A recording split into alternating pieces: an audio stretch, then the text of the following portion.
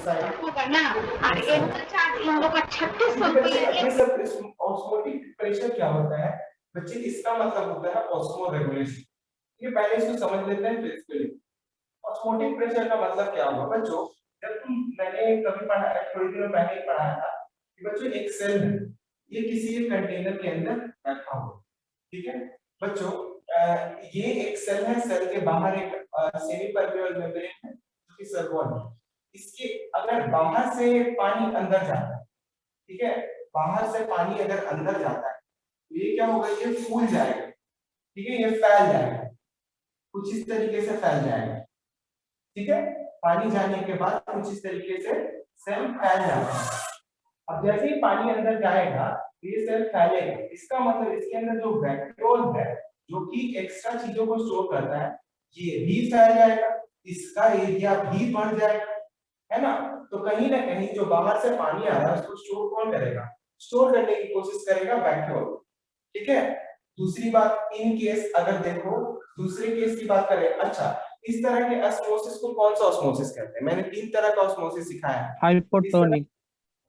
क्या hypo tonic. ठीक है।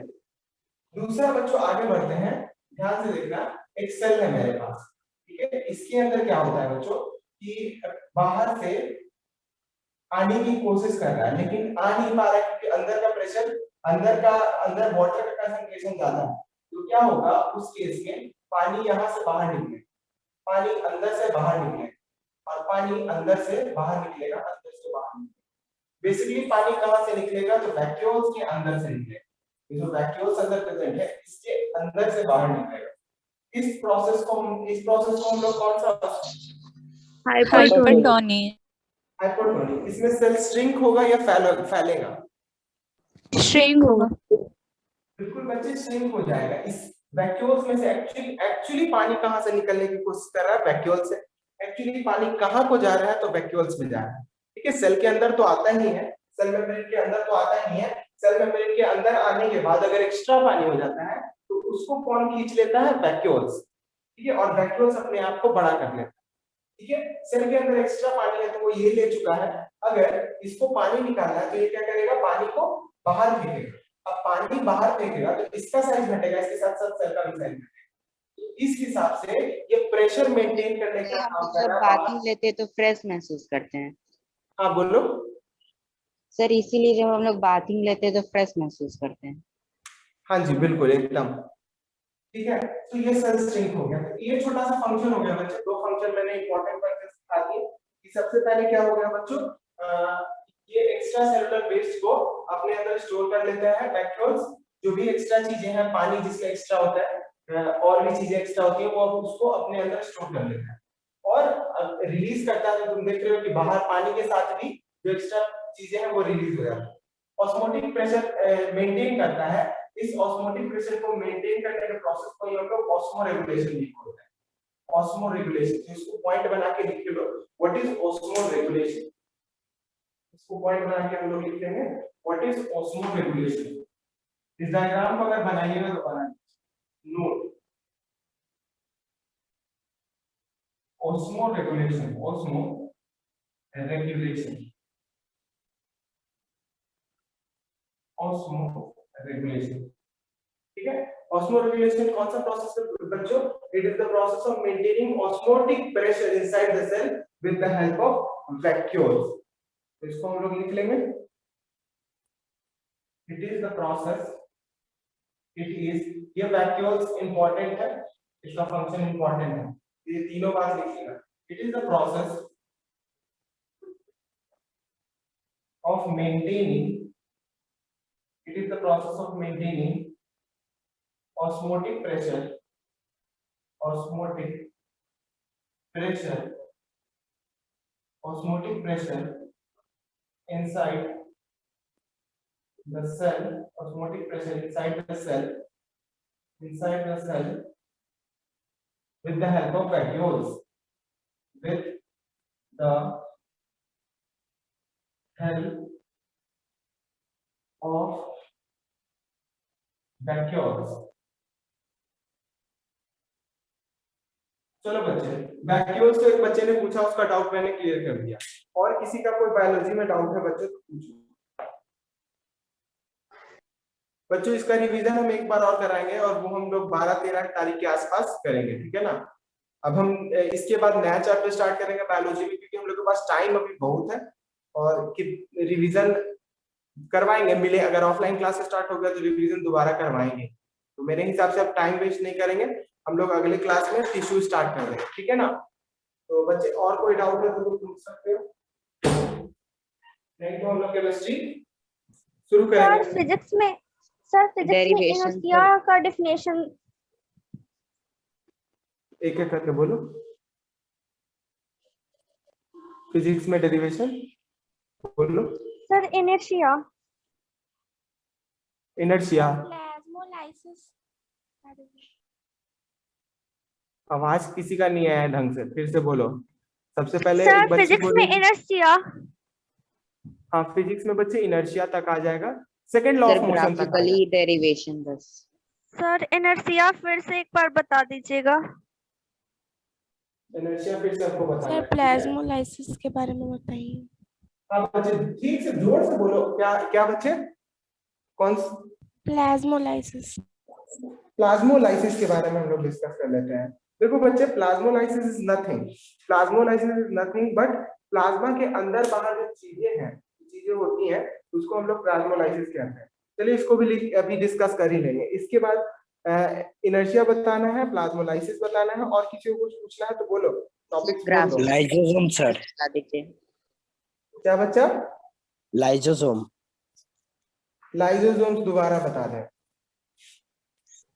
Sir derivation of graphically, third equation और सेकंड। ठीक है। तो सबसे पहले बच्चों हम लोग ले लेते हैं प्लाज्मोलाइसिस और बच्चे लाइसोसोम्स।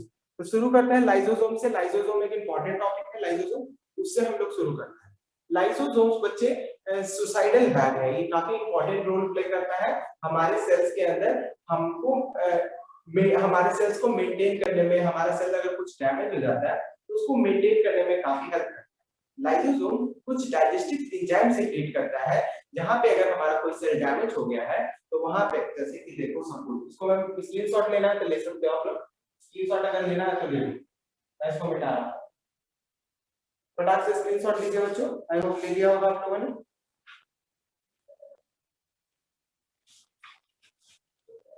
अब हेडिंग लगा लीजिए लाइसोसोम। हम थोड़ा बुक भी खोल लेते हैं। तुम्हारे बुक में लाइसोसोम कहाँ है?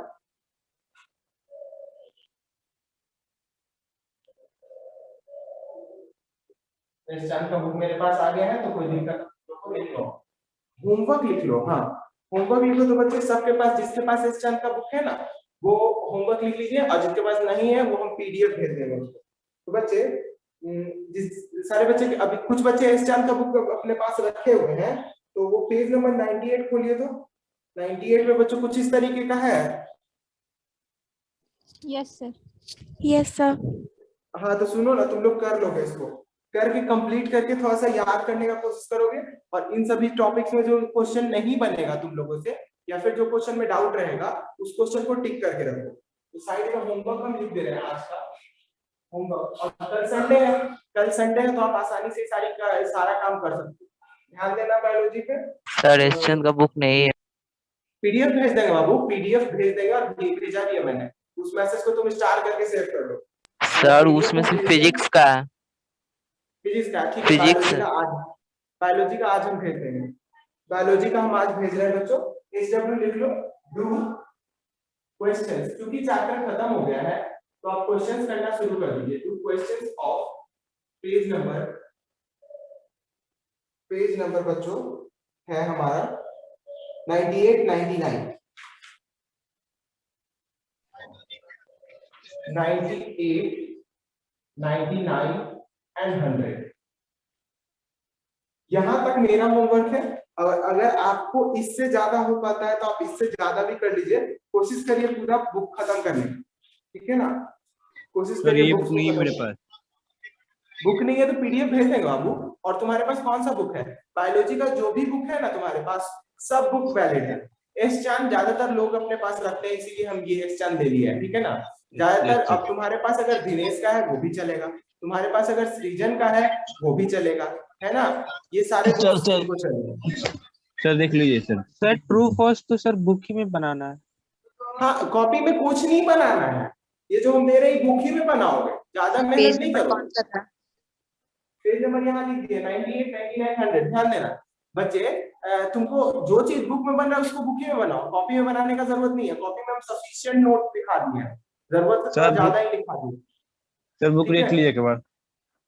क्या बच्चे, बुक चलिए ये बुक है पे सर, क्या? तो देख लीजिए ना, वीडियो में देख अच्छा, लीजिए ना। एनसीईआरटी, हाँ एनसीईआरटी भी बच्चों, एनसीईआरटी का भी स्टार्टिंग का एक्सरसाइज क्वेश्चन करना शुरू कर दे।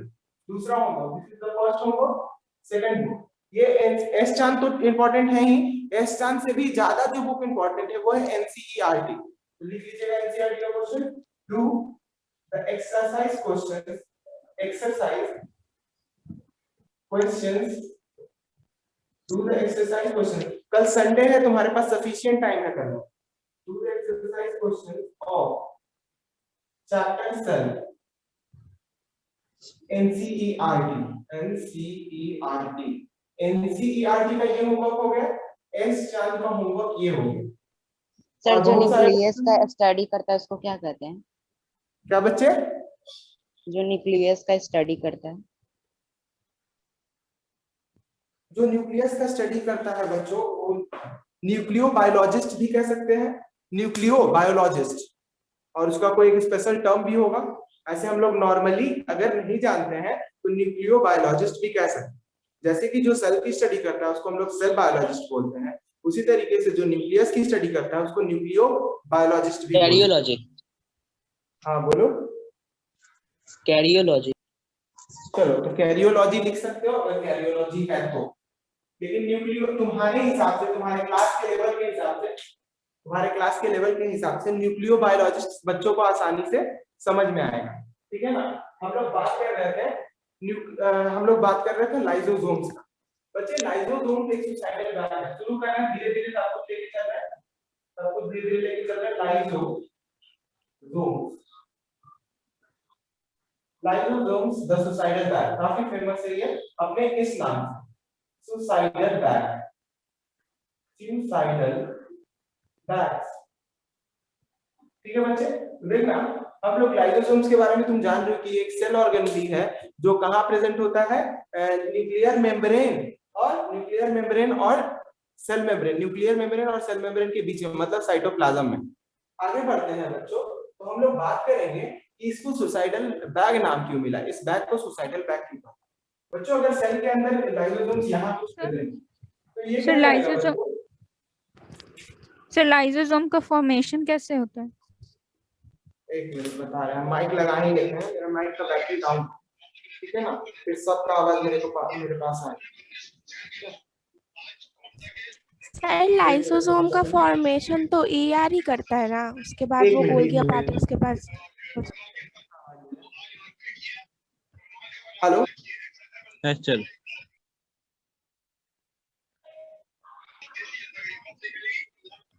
एक मिनट।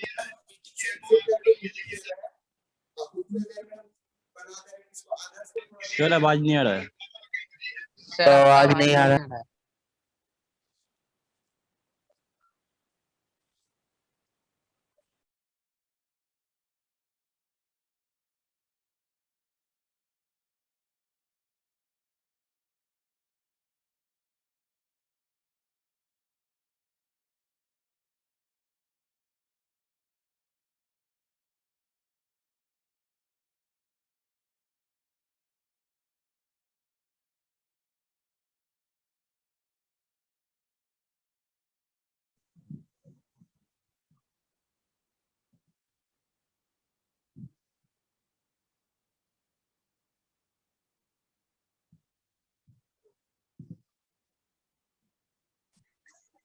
हेलो, ये चल हाँ चलो अब ठीक हो गया।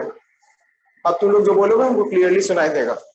बच्चों लाइसोसोम्स की हम लोग बात कर रहे हैं, तो लाइसोसोम्स फिर से हम शुरू कर रहे हैं।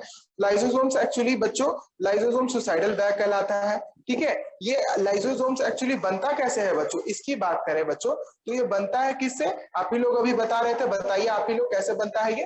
कुछ बच्चे बता रहे थे जिसको मैंने पहले भी बता रखा है, बोलिए एक बार। एंडोप्लाज्मिक कौन सा इसको ER एंडोप्लाज्मिक बनाता रेटिकुलम, है और रफ, गोल्गी हाँ ठीक सही बोल रहे हो। इसको ER ही सही बोल रहे हो। मैन्युफैक्चर करता है, उसके बाद वो गोल्गी अपार्टस के पास ट्रांसपोर्ट कर देता है और गोल्गी अपार्टस को लाइसोसोम का टैग देके बाहर निकाल देता है। बिल्कुल बिल्कुल एकदम सही आंसर है। और बच्चों इसमें ही एक और क्वेश्चन हो जाता है कि इसको बनाने में ज्यादा इंपॉर्टेंट रोल प्ले कौन करता है, कौन वाला एंडोप्लाज्मिक रेटिकुलम। एंडोप्लाज्मिक रेटिकुलम के दो टाइप्स होते हैं ना, रफ वाला एंडोप्लाज्मिक रेटिकुलम, रफ वाला एंडोप्लाज्मिक रेटिकुलम इसको बनाने में ज्यादा इंपॉर्टेंट रोल प्ले करता है, ठीक है बच्चों। यहीं पे आगे हम सवाल पूछते हैं कि बच्चे जो इस बच्ची ने भी आंसर किया, बहुत अच्छा से आंसर किया। दूसरा तुम्हारा सवाल हो जाता है यही वाला, तुम ही लोग में से आंसर करो बच्चे कि सुसाइडल बैग क्यों कहते हैं, ठीक है। और उसके बाद हम इसको एक्सप्लेन करते हैं, हालांकि ये एक्सप्लेन किया हुआ है, तुम ही लोग में से कोई आंसर करो। Why it is called as suicidal bag, NCERT का भी ये क्वेश्चन है।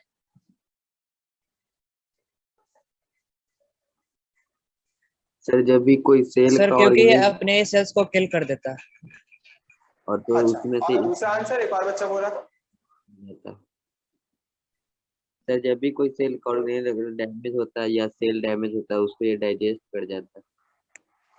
जैसे कि बच्चों ये सेल अगर देखना ध्यान से, ये सेल डैमेज हो चुका है, ये पूरा मेरा एक सेल है, ये सेल डैमेज हो गया, तो लाइसोसोम क्या करेगा, अपने अंदर से कुछ कुछ एंजाइम्स को सिक्रीट करेगा, और एंजाइम्स को सिक्रीट करेगा, वो एंजाइम करेगा क्या करेगा, इसी सेल को पचा जाएगा, इसी सेल को खा जाएगा। तो इससे क्या होता है बच्चों, जो सेल डैमेज हो गया है वो उस पे कीड़े नहीं लगते हैं, वायरसेस नहीं लगते। इन केस अगर ये सेल किसी और वायरस के हाथ लग जाए, अगर यहाँ पे कोई और वायरस बैठ जाए तो उसको एक अच्छा सा घर मिल जाएगा, ठीक है, और यहाँ से बीमारियां फैलेंगी। इसीलिए ये अपने आप को ही खाने का काम कर देता है, अपने आप को ही डाइजेस्ट कर देने का काम करता है। दिस इज द रीजन इसको सुसाइडल बैग कहा जाता है। लेकिन सुसाइडल बैग अपने आप को डिस्ट्रॉय करने के बावजूद ये इंपॉर्टेंट है हमारे सेल के लिए। क्यों? क्योंकि अगर ये डिस्ट्रॉय नहीं करेगा तो कहीं ना कहीं इसमें माइक्रो ऑर्गेनिज्म पनपने लगेगा, और जब माइक्रो ऑर्गेनिज्म पनपने लगेगा तो हम ही लोग के लिए हार्मफुल है, ठीक है। लाइसोसोम्स का कैसे बनता है, लाइसोसोम्स का फंक्शन क्या है, क्लियर हो गया यहाँ से देख के? Yes sir. यहाँ से समझ, चलो अगला सवाल क्या पूछ रहे, अगला सवाल क्या पूछ रहा था बच्चा तुम ही लोग? Sir plasmolysis.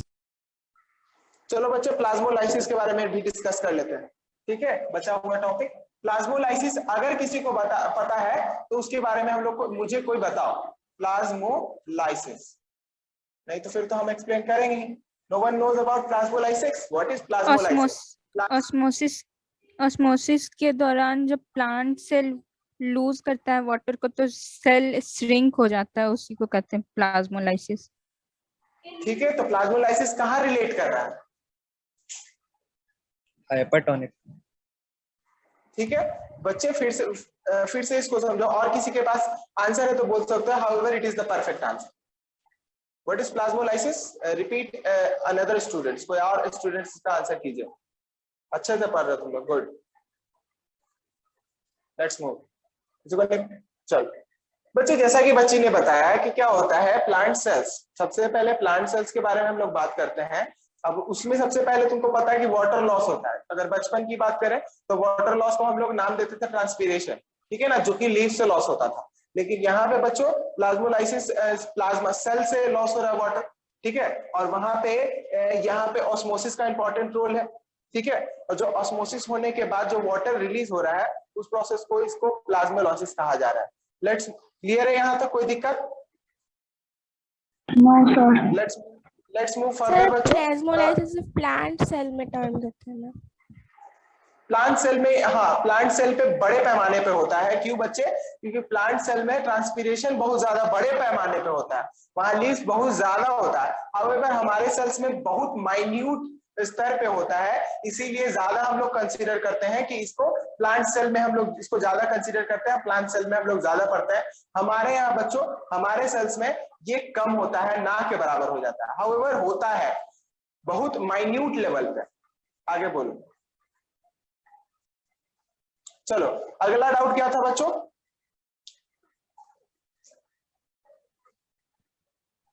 डेरिवेशन और इनर्शिया। इनर्शिया डेरिवेशन, इनर्शिया के बारे में तो बहुत ज्यादा तुमको बोल के समझाना पड़ेगा, तो उसको किसी और लेक्चर में बताते हैं। हाउएवर कुछ स्क्रीनशॉट ले लिया, सब होमवर्क का स्क्रीनशॉट ले लो। डेरिवेशन हम फटाफट बता देते हैं, 2 मिनट में वो खत्म हो जाएगा। स्क्रीनशॉट ले लो होमवर्क का, सारे बच्चे होमवर्क करते जाना है। और बहुत सारे बच्चों ने तो कर भी लिया हुआ था, क्योंकि मैंने पहले ही होमवर्क दे दिया था, है ना, हॉलीडे होमवर्क, ताकि तुम पे एग्जाम के समय प्रेशर ना बने। बनाइए बच्चों, इसमें जो डाउट हो क्वेश्चन में उसको पूछो हम, ठीक है। चलो आगे बढ़ते हैं, फटाफट डेरिवेशन भी ले लेते हैं, हमारा रिवीजन क्लास है। रिवीजन क्लास में बच्चों डेरिवेशन देख लेते हैं। पहला फर्स्ट इक्वेशन का डेरिवेशन, फर्स्ट इक्वेशन शॉर्ट में हम समझाएंगे, ठीक है ना, क्योंकि सर मोशन का न्यूमेरिकल, मोशन का न्यूमेरिकल भी, ठीक है। तो फिजिक्स का क्लास मंडे को है ना जी, तो मंडे को कर लेंगे, मोशन का न्यूमेरिकल कर लेंगे, और इस तरह का न्यूमेरिकल करेंगे जो एग्जाम में इंपॉर्टेंट है, ठीक है, उस तरह का न्यूमेरिकल करेंगे। तो बच्चे फर्स्ट इक्वेशन हमको एज वी नो, हमें पता है as we know that acceleration is equal to change in velocity upon time, change graphically. जल्दी देखो, वेलोसिटी हम कर रहे हैं क्या मैथमेटिकली की ग्राफिकली? सर दोनों बता दो। ग्राफिकली सर दोनों देखो दोनों आसान है। फर्स्ट इक्वेशन मोशन तो काफी आसान है और सिमिलर है एकदम। तो बच्चों मैथमेटिकली अगर हम लोग बात करें तो लिखना क्या क्या है, acceleration is equal to change in velocity upon time, change in velocity is equal to final velocity minus initial velocity, final velocity. देखो ग्राफ है, सपोज ग्राफिकली ही देख लो ना पहले। अगर हम कोई मोशन ग्राफ दिखा रहे हैं, वेलोसिटी टाइम ग्राफ का, वेलोसिटी टाइम ग्राफ का अगर हम कुछ दिखाने का कोशिश कर रहे हैं मोशन, यहां से हम शुरू कर देते हैं मोशन। अगर सपोज जो शुरुआती जो वेलोसिटी था वो u था, और फाइनल वेलोसिटी सपोज कि यहाँ पे v हो गया बच्चे, ठीक है, और इतने देर में टाइम कितना लग गया, t लग गया। अब तुम्हारा सवाल हो सकता है कि सर यहां से शुरू क्यों किए हैं, ओरिजिन से क्यों नहीं शुरू किया? ओरिजिन से इसलिए नहीं शुरू किए हैं ताकि इनिशियल वेलोसिटी 0 ना हो जाए। ओरिजिन को इसलिए यहां से शुरू नहीं किया ताकि इनिशियल वेलोसिटी 0 ना हो जाए। चलो आगे बढ़ते हैं। अब यहाँ पे बच्चों हमने लिखा है, हमको पता है कि acceleration is what, change in velocity upon time, और चेंज इन वेलोसिटी क्या होता है, वेलोसिटी में परिवर्तन। वेलोसिटी में परिवर्तन कहाँ, वेलोसिटी शुरुआत में ये था, फाइनल ये है। तो इन दोनों के बीच में अंतर कितना है, डिफरेंस कितना है? डिफरेंस निकालने के लिए फाइनल वेलोसिटी ये है, और फाइनल वेलोसिटी में से अगर इनिशियल वेलोसिटी को हटा देंगे तो ये अंतर निकल जाएगा मेरा। इसी अंतर को लिखना है, तो final velocity minus initial velocity upon time. अब इसको हम लोग लिख देंगे, फाइनल वेलोसिटी को v से रिप्रेजेंट करेंगे, इनिशियल वेलोसिटी को u से रिप्रेजेंट करेंगे, टाइम को t से रिप्रेजेंट करेंगे, और यही हो जाता है एक्सेलरेशन। और इसको इधर, अब इसको इधर भेज देंगे, at v माइनस u को इधर भेज देंगे, प्लस u हो जाएगा, और मेरे पास ये फॉर्मूला हो जाता है v is equal to u plus at। First equation derive काफी आसान था, किसी को कोई डाउट है तो पूछो। ग्राफिकली डेराइव कर दिए?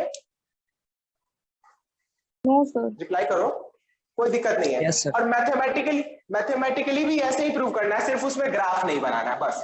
फर्स्ट इक्वेशन में कुछ करना ही नहीं है। ये ग्राफिकली था, ग्राफ बना दिए, ये मैथमेटिकली हो गया। और ग्राफिकली में दोनों, इसके साथ बस एक ग्राफ लगा दें, कोई दिक्कत? No sir. चलो सेकंड इक्वेशन में आते हैं बच्चों, मैथमेटिकली ग्राफिकली दोनों बताते हैं। सेकेंड इक्वेशन ऑफ मोशन में आते हैं हम लोग, ध्यान दें। Second equation of motion, s equal to ut plus half at square. Mathematically की ग्राफिकली पहले बोलो जल्दी। ग्राफिकली ग्राफ मैंने ले लिया, वही ग्राफ मैंने रिपीट कर दिया। ये u है और ये फाइनल वेलोसिटी v है और ये टाइम t है बच्चों, ठीक है। हमको पता है, यहां से लिखना शुरू कर रहे हैं। एज वी नो, अपना कॉपी देख के सब एक बार घर पे बनाना भी। एज वी नो, हमें पता है that area area of velocity time graph, velocity या फिर वीटी ग्राफ, सीधा VT graph, area of VT graph gives the value of displacement, very good बच्चे, थोड़ा थोड़ा बताते रहना, तब तो हमको समझ में आया, तुम लोग समझे हो। Area of velocity time graph, area of velocity time graph हमको डिस्प्लेसमेंट देता है, तो डिस्प्लेसमेंट क्या हो जाता है, एरिया ऑफ वीटी ग्राफ, ठीक है, area of VT graph, area of VT graph. तो ये ग्राफ कितना एरिया कवर कर रहा है, इतना एरिया कवर कर रहा है ना। इस एरिया को अगर हम लोग निकाल ले तो अपना काम बन जाएगा, मतलब एरिया हमको अगर इसका नाम लिखे तो O A B C, area of O A B C. Suppose अगर इस एरिया को निकालने के लिए हम लोग क्या करते हैं कि इसको डिवाइड कर देते हैं, एक ट्रायंगल में डिवाइड कर देते हैं और एक रेक्टेंगल में डिवाइड कर देते हैं, और इस इंटरसेक्शन को नाम दे देते हैं T.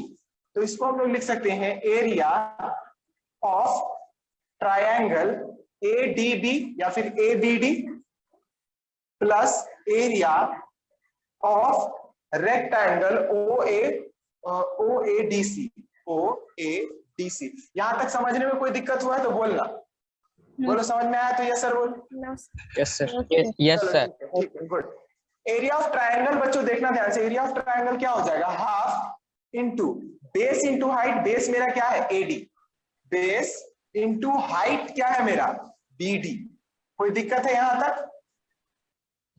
No sir. Half into base into height, area of triangle हो गया। एरिया ऑफ रेक्टेंगल क्या हो जाएगा, length into base breadth. AD है, इसको बेस एडी है, बेस एडी है ना, एक मिनट, base AD, base into Height. Height, base हो जाता है मेरा एडी और हाइट मेरा क्या हो जाता है बीडी, ठीक है, वेरी गुड, हाइट हो जाता है BD. Area of O A D C, area of O A D C क्या है मेरा, length into breadth, O C into C D, O C into C D equal to half into AD, मेरा क्या है AD, AD time के बराबर है तो यहाँ पे टाइम लिख सकते हैं, बोल तो ठीक है, बोल ठीक है बोल रहे हो। फिर बच्चे यहाँ पे बीडी देखना, बीडी ये लेंथ है, ये लेंथ निकालने के लिए हमको इस लेंथ को घटाना होगा, यहां से यहां तक का लेंथ है, उसमें से अगर इसको हटा दे तो अपना ये लेंथ निकल जाएगा। तो बच्चे ये पूरा लेंथ देखो, यहां से यहां तक क्या है v है, अगर इसमें से u को घटा दे तो अपना ये निकल जाएगा माइनस यू। तो इस BD को हम लोग v माइनस यू भी लिख सकते हैं, into v minus you, into v minus you, dot का मतलब मल्टीप्लाई। OC क्या है मेरे पास, OC अगेन टाइम है मेरे पास, CD क्या है मेरे पास, CD u के बराबर है, तो यहाँ पे हम लोग u लिख सकते हैं, इंटू u। अब बच्चे देखो ध्यान से, तुमको पता है that acceleration is equal to v minus u by t, तो v minus u is equal to t को इधर भेजेंगे तो at हो जाएगा, बोलो, यानी कि इसको हम लोग at भी लिख सकते हैं, तो हम लोग लिख सकते हैं half into t into at भी लिख सकते हैं, प्लस, बोलो कोई दिक्कत नहीं, और इसको हम लोग ut लिख सकते हैं, कोई दिक्कत नहीं। s इज इक्वल टू बच्चे, इसको आगे इसको इधर कर देते हैं, पहले इसको मल्टीप्लाई कर देते हैं, 1/2 into t into at square plus ut, इसको आगे लिख देते हैं s equal to ut plus half at square. Derive हो गया, आसान था, व्हाट्सएप ब्रो, यस सर, आसान था, आसान था ना, यस सर। क्लियर? एक बार देख लो अच्छे से, नजर घुमा लो, कोई स्टेप में दिक्कत है तो बोल दो, सर ये स्टेप बताइए फिर से। खेल यहां से शुरू हुआ है, यहां से तो सब कुछ जानते हो, खेल इसके बाद शुरू हुआ है। एडी के जगह पे हम लोगों ने क्या लिख दिया, टाइम लिख दिया, एडी टाइम के बराबर है, ठीक है। फिर बीडी क्या है, बीडी v माइनस यू है, उसके जगह पे at लिख देंगे और बाकी सॉल्व हो गया, बस यही पे खेल है, जो है यही पे। बोलो समझ गए सब बच्चे, स्क्रीनशॉट ले लो और अपना जो कॉपी में लिखे हो उसको भी बना लेना। अब बोलो इसको मैथमेटिकली डिराइव करें कि थर्ड इक्वेशन को ग्राफिकली डिराइव करें? मैथमेटिकली थर्ड कुछ भी इक्वेशन। करेंगे तो कट जाएगा मीटिंग। इसलिए नहीं कीजिए, छोड़ दीजिए। कट जाएगा, 1 मिनट, 2 मिनट में हम कर दे रहे हैं, तुम रिलैक्स रहो बच्चे। कुछ नहीं करना है, थर्ड इक्वेशन ऑफ मोशन में कुछ नहीं करना है, तुमको कुछ करना ही नहीं है, यही तो बात है। देखो इसको हम लोग थर्ड इक्वेशन ऑफ मोशन लिख देते हैं, थर्ड इक्वेशन ऑफ मोशन, ठीक है। ये हो जाएगा v square minus u square equal to 2as। सही लिख रहे हैं? गलती करेंगे तो बताना। अब बच्चे कुछ नहीं करेंगे, हमको पता है as we know that vt graph gives the value of displacement, मतलब s is equal to area of vt graph, area of vt graph मतलब ये पूरा एरिया निकालेंगे तो अपना काम हो जाए, ठीक है। थर्ड इक्वेशन ऑफ मोशन में हमको क्या करना है ना, इस फिगर को तोड़ना नहीं है, ये ट्रापीजियम है, दो साइड पैरेलल है तो ये ट्रापीजियम है, तो हम लोग तोड़ेंगे नहीं इसको, ट्राइंगल और रेक्टेंगल में तोड़ेंगे नहीं, इसको हम लोग सीधा ट्रापीजियम में का फॉर्मूला लगा देंगे इसमें, तो इसको हम मिटा दे रहे हैं। देखो अब ट्रापीजियम का फॉर्मूला लगाएंगे तो और आसान है, area of OABC। Area of trapezium क्या होता है? एरिया ऑफ ट्रापीजियम OABC, ठीक है। एरिया ऑफ ट्रापीजियम क्या होता है? Half into sum of parallel sides, sum of Into parallel height. Sides into height या फिर distance between them, into height, sum of parallel sides. Parallel side क्या है? ये दोनों है पैरेलल साइड बच्चों, इस साइड को हम लोग u लिख सकते हैं, हाफ इंटू u, सम मतलब जोड़ना है पैरेलल साइड को, तो ये पैरेलल है, ये पैरेलल है, इसका लेंथ u है, इसका लेंथ बच्चों v होगा, ओ यहां से लेके यहां तक v, तो इसको हम यस सर, v लिख देंगे, v लिख देंगे। हाइट क्या है मेरा बच्चों? हाइट ये वाला डिस्टेंस हो जाएगा टाइम इंटू टाइम लिख देंगे, बस यही तक खेल था, समाप्त हो गया कहानी। देखना तुम यहाँ पे देखो बच्चे, यहाँ पे एक्सेलरेशन का फॉर्मूला हम लोग जानते हैं कि ये होता है, क्या टाइम को हम लोग इधर एक्सेलरेशन को इधर भेज सकते हैं?